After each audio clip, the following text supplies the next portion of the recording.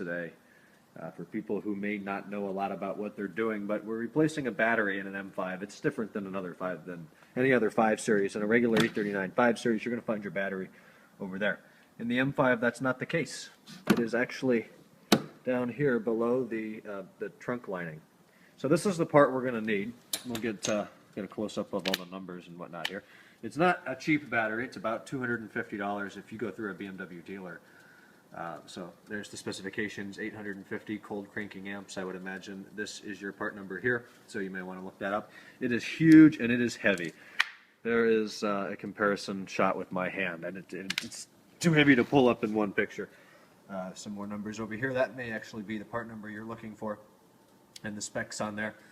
But it's very easy to install. Simply lift this carpet up, kick that out of the way, and I think I'm correct in saying we need a 12 millimeter socket on those 3 bolts. So we'll do that first. Okay, I stand corrected. It's a 13 millimeter socket, which I didn't bring to the dealer today. That's why I'm home. I only brought 6 through 12. Make sure when you're doing this that obviously your car is off, the key's not in it, radio's not on, lights aren't on. Pretty much it needs to be in sit and sleep mode. And another thing, you don't want to disconnect your battery. If we're working on an M5, then chances are we have navigation. If we come over here on the inside, make sure your screen is off. Sometimes when you turn off the car, the screen will just turn black. See, mine just came on because I opened the door. So now when I close it, it's black right now.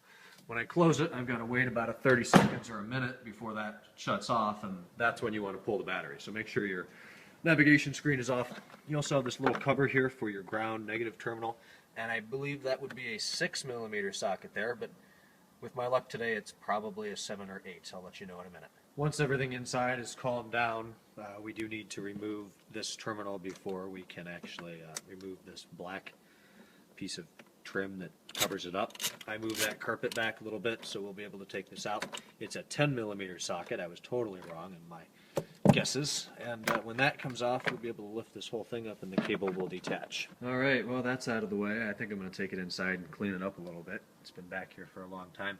That terminal's disconnected. It's going to be the same thing over here. That bolt actually looks larger on this car, and looks like about a 12, so I'll let you know. Easy step, remove this piece of foam or whatever that is that's on top of your battery, and it's not that bolt you're removing, it's obviously the one that connects to the terminal, which was the same as the one on the right, which I believe was a 10 millimeter.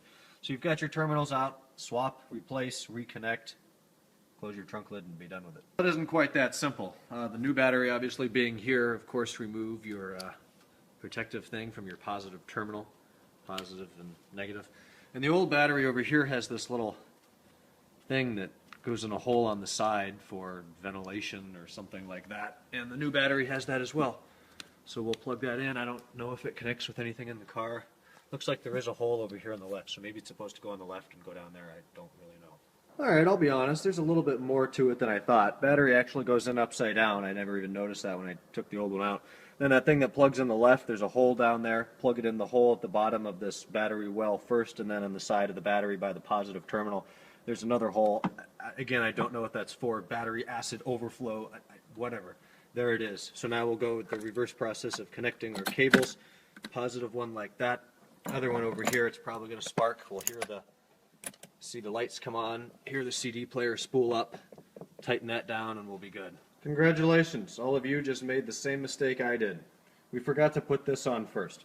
Keep in mind that this cable is going to run on top of that little black piece and then touch our battery terminal. One more thing I almost forgot was that piece of styrofoam that came off from around the battery. So now that's done, I'm going to replace those three 13 millimeter bolts I just took out, I told you before, and then we're pretty much done with this job. And like that, we're done. I know, pretty simple video, but I thought I would make that for whoever can benefit from it.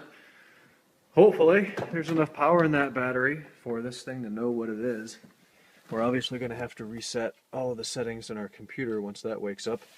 I don't have a key, so I'll find that. All of my information has been reset, and it knows the temperature. Oh, that started much better than it has been recently with my old bad battery. So there you go. Wouldn't be a bad idea to let it run for a couple minutes, give the battery a bit of a charge if you're going to let the car sit at all. So this probably won't go out again today.